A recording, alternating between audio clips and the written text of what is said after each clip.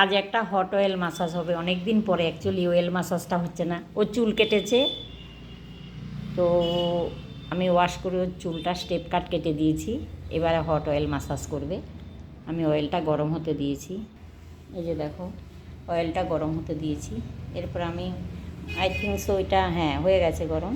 আমি এটা ওর মাথায় এবারে ম্যাসাজ করবো। এটা আমি ওর একদম তালুতে দিয়ে দিয়ে যে অ্যাকচুয়ালি তেলটা চুলের খাদ্য, এখনকার দিনের মেয়েরা দেয় না। আমি এই যে কিছুটা তেল দেখলে এর এখানটা দিয়ে দিলাম। এরপর আমি সিটি করে করে পুরো মাথায় দেবো।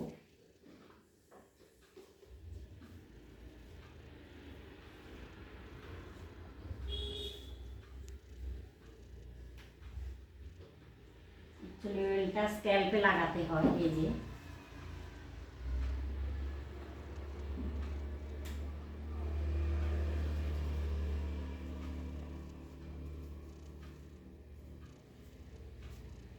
Hot oil massage.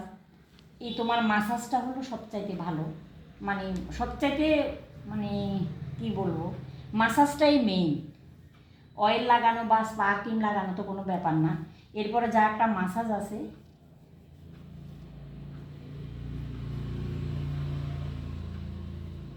ক্লায়েন্টকে কোনো মতেই ব্যথা দেওয়া যাবে না।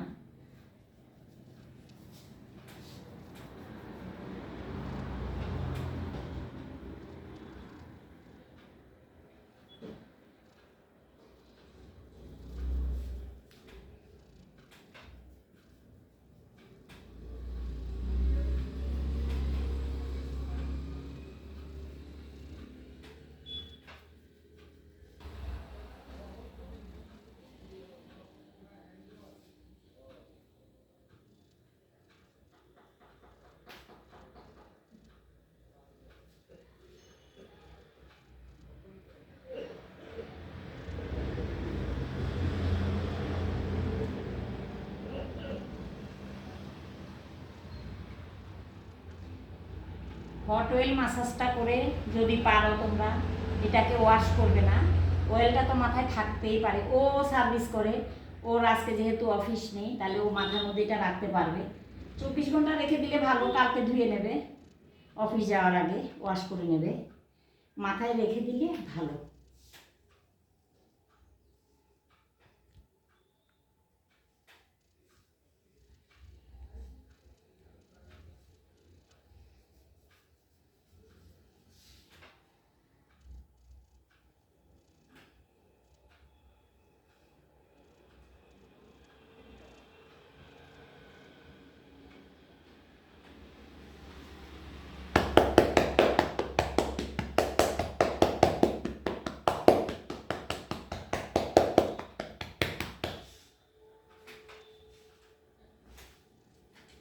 চুলটা দেখো, নিজে কেটেছি তাও বলছি খুবই ভালো লাগছে।